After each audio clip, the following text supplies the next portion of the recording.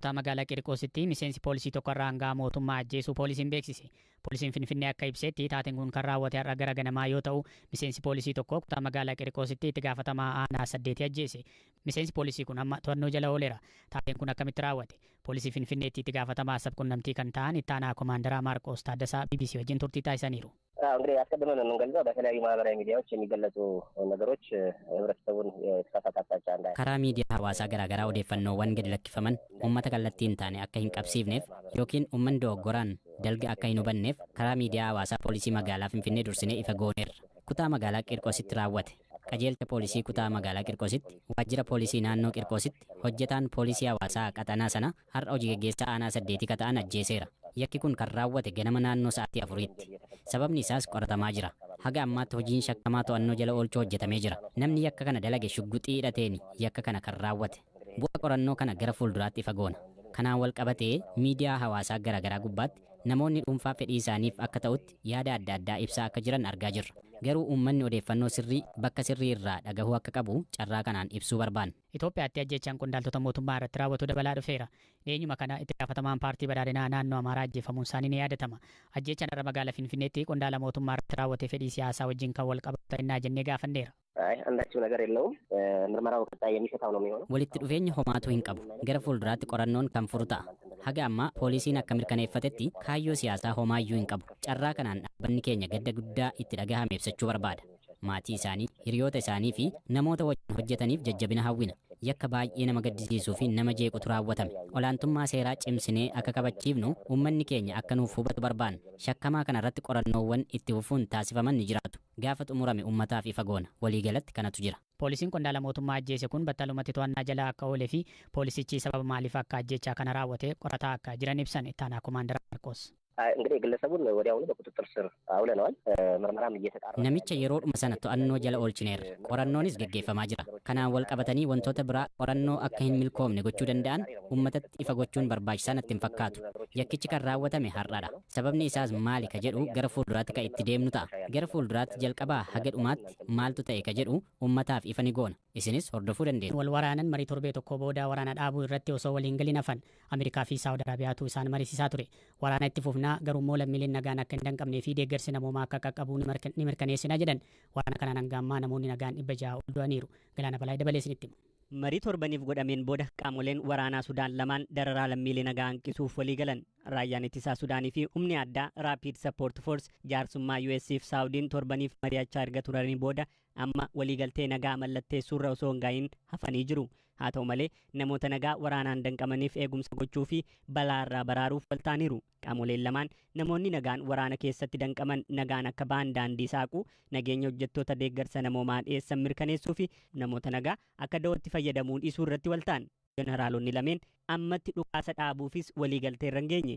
Har'umayyuu magaalaa Kaartuum keessatti haleellaa qilleensaan waraanni deeggarame gaggeeffamaa oole. Qondaaltonni US qaamoleen lameen deeggarsa namoomaa dhiyeessuu irratti wanti jedhan shakkii qabaatus ni raawwatama abdii jedhu qabu. Haleellaaf saamichi deeggarsa namoomaa irratti gaggeeffamu hir'isee namoota deeggaramuu qaban qaqqabuuf abdatanii jiru. Qaamoleen waraanatti jiran lameen waliigaltee nagaa raawwachuu irraa fagoo jirus jetti US.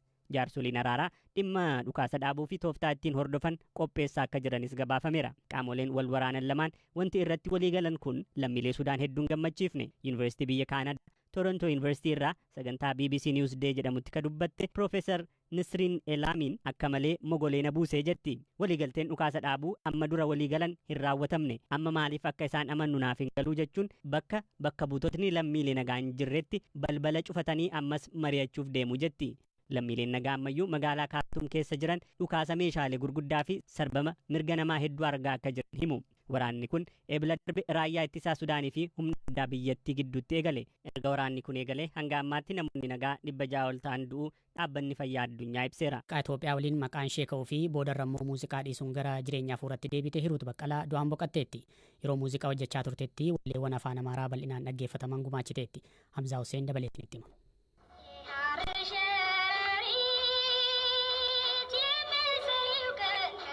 waggoota kurnaaf weellistuu kan turtee fi boodarra gara faarfannaa amantiitti kaseentee Hiruut Baqqalee addunyaa kanarraa du'aan boqotteetti. Namoota hedduu biratti hojii muuziqaa isheen kan yaadatamtu weellistuu Hiruut wayita dirree muuziqaa keessa turtetti walleewwan akkaan jaallatamanii fi haga yoonaa kanneen dhaggeeffataman hedduu dhalootaaf gumaachiteetti. Artistii Hiruut sagalee ishee kiiloleen weellisuun alatti yeedaloos qopheessuun beekamte.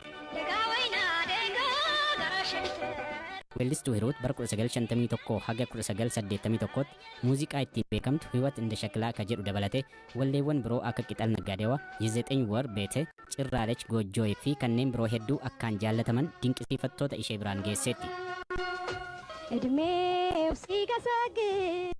Artist Hiruut kaasitoota 10 ol ka qabdu yoo ta'u, hojii muuziqaa ishees baandiiwwan akka Waaliyaa, Rohaa fi Dahlaaq waliin hojjette. Weellistoonni artist Hiruut booda dhufan hedduun keessattuu dubartoonni walleewwan ishee qabatanii waltajjii dorgommii garaagaraa irratti ittiin dandeettii sagalee isaanii madaalaa ba'aniiru. Ogeessi muuziqaa gameessi Itoophiyaa Sartsee Firees Bahat lubbuun darbu weellistuu Hiruut booda wayita gaddasaa ibsu sagaleen kiilolee artistii kana akka sagalee addaatti weellistoota kaan ittiin barsiisuuf ka fayyadudha jechuun miidiyaa hawaasummaa irratti barreesse. Waggoota 30 darban sirba dhaabuun gara jireenya hafuuraatti erga galteen booda artist Hiruut faarfannaas baasteetti. Hiruut Baqqala bara 1931tti Finfinnee naannoo Qabbannaa jedhamutti dhalatte. Barnoota sadarkaa jalqabaas achuma Qabbannaa mana barnootaa Misiyoonitti hordofte. Ijoollummaa isheetti mana tiyaatiraa Hagar Fiqir jedhamu deemuun wallee namootaa argaa guddatte. Kunis gara muuziqaa akka galtu sababa taheef. Hiruut Baqqala muuziqaa akka jalqabdee baandii Midirxooritti akka ta'e himtee turte. Achi ji'a 2 qofa erga hojjetteen booda bara 1952 kutaa muuziqaa Poolis Saraawit jedhamu galte waggoota 30 tajaajilteetti. Yeroo hojii jalqabdu mindaan ishee birrii 60 akka tahee fi boodarra orkeestiraa poolisii yeroo seentu mindaa ji'aa ishee 100 akka guddate dubbattee turte. Weellistuun kun dhukkubsattee biyya keessaaf alatti yaalamaa turuun booda waggaa 80tti mana jireenyaa ishee Kaasaanchis jirutti akka lakkoofsa Itoophiyaa jimaata har'aa caamsaa 4 bara 2015 du'aan boqotteetti. Isin biraan keenyaa Zalaalam Taaddasaas jira. Zalaalam baga nagaan dhufte. Baga nagaan eegde hiika. Maal qabattee dhufte odeeffannoo ispoortii? Mee har'aa dhimma Haalaand irraatii jalqabnu. Haalaand maal godhe? Haalaand taphataa Pirimeer Liigii cimaa bara kanaa jedhamee filamee jira. Har'aa kan filate immoo waldaa barreessitoota kubbaa miilaa Ingiliziiti. Bara kana gahumsa inni argisiise ni beekama. Haalaand waliigalaan galchiiwwan 51 Manchester Cityf lakkoofsee jira. Waliigalaan 51 lakkoofsu Pirimeer Liigiidhaan galchiiwwan 35 lakkoofsee jira. Bukaayo Saakaan sadarkaa 2ffaa argatee jira. Maartin Odeegaard sadarkaa 3ffaa argatee jira. Kevin De Bruyne Manchester City irratti sadarkaa 4ffaa qabatee jira. Manchester United irratti Marcus Rashford 5ffaa ta'ee filamee jira. Meemmoo taphoota boruu gaggeeffaman tapha Pirimeer Liigiitti aadaa darbinu boruu taphoonni gaggeeffaman jiru akkasumallee dilbata dhufu taphoonni jiru Pirimeer Liigiidhaani. Aston Villaan faa boruu qabu Tottenham wajjin akkasuma Newcastle Leeds wajjin ni qaba. Mee taphoota kana akkamitti ilaalta? Dorgommii akkamitti gaggeeffama? Amma taphni Pirimeer Liigii gara dhumaatti dhufaa jira waan ta'eef. Hiika kan Newcastle irratti jalqabnu. Newcastle bara kana hirmaannaa Champions League argachuuf falmii cimaa gaggeessaa jira. Newcastle baay'ee fooyya'ee jira. Leenjisaa isaanii Eddie Howe jechuudha. Leenjisaan kun taphattoota kilabicha keessa jiran baay'ee jijjiireera. Gahumsa isaanii jijjiireera. Kan akka Colm Wilson fa'aa, kan akka Joelinton fa'aa gahumsa gaariirra akka isaan gahan isaan gargaaree jira. Leeds United wajjinidha kan isaan taphatanii. Leeds United Premier League keessaatti gadi bu'uu keessa jira. Kana irraati oduutiif jecha falmii cimaan isaan mudachuunsa waan hafu miti. Sam Allardyce'dha kan qabatanii jiru. Amma isaan Sam Allardyce gara umriin isaanii waggaa 75 ol ta'anii jiru. Leenjisaan kun soorama ba'uu qabu. Soorama ba'aniiti itti deebi'aniiru. Newcastle qabxii 65tiin sadarkaa 3ffaarra jira. Tokko hangafa itti xumuruuf tapha kana mo'achuun dirqamatti ta'a. Manchester United qabxii 63 itti aanee jira. Liverpool immoo qabxii 62 itti aanee jira jechuudha. Gara taphattaanutti haa ce'u. Taphni itti aanu immoo boruu kan taphatamu Aston Villa fi Tottenham natti fakkaata. Tapha jabaan eegamu isaaniidha. Unai Emery yeroo leenjisaa ta'anii Villarreal irratti fidanii qacaran Aston Villaan kilabichi sadarkaa 17ffaarra ture.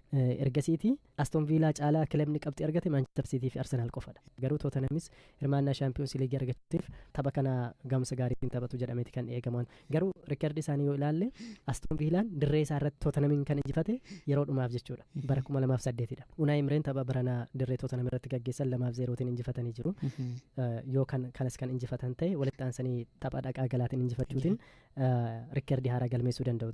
Borumoo United Wolves wajjin taphatu. Taphni kun mee maal fakkaachuu danda'a? Taphni kun Aston Villaatiinis kan mo'atan Wolves ture torban darbe. Wolves yeroo hundumaayyuu Manchester Uniteditti kilaboota ulfaatan keessaatii tokkodha. Torban darbe United mo'amee jira. Qabxii gatu sarara kan ka'e gara injifannootti deebi'uuf cimee taphachuu ni danda'a. Garuu sadarkaa isaa eegsuutiif jechuudha. Manchester United tapha kana injifachuun dirqamatti hagaa Afrikaa keessa galee mo'achuutiif jechuudha. Taphni biraa eegamu Nottingham Forest fi Chelsea gidduuttidha. Tapha ajaa'ibaa arginee ture torban darbera Nottingham Forest fi Southampton gidduutti Afrikaa 3tiin kan dhume. Tapha kana kan irra deebi'an yoo ta'e Nottingham Forest Chelseaatti ulfaachuu danda'a. Chelsean bara kana kilaboota qabxii gadi bu'aa galmeessan keessaatii tokko waanta ta'eef jechuudha. Dilbatarra immoo taphni jabaan eegamu Arsenaaliif Brighton gidduutti kan gaggeeffamudha. Brighton torban darbe haalan eegamneen injifatamee jira. Evertaniin. Evertanii 5-1. 5-1 injifatanii. Arsenaal irratti gahumsa keenya isa dhugaa argisiisna jedhanii jiru Rooberto Diizerve leenjisaan Brighton. Arsenaal immoo waancaa bara kanaa injifachuutiif carraa waan qabuuf ammallee tapha kana injifachuun dirqamatti ta'a jechuudha. Kan biraa immoo Evertanii fi Manchester Cityidha. Taphni Evertonii fi Manchester City gidduutti gaggeeffamus ni eegama. Sababni isaa bara kana kilaboota Manchester City qabxii gachisiisan keessaatii Everton tokkodha. Manchester Cityin gara injifannootti yoo deebi'e dursummaa isaa cimsee itti fufa jechuudha. Tole ulfaadhu Zalaalam.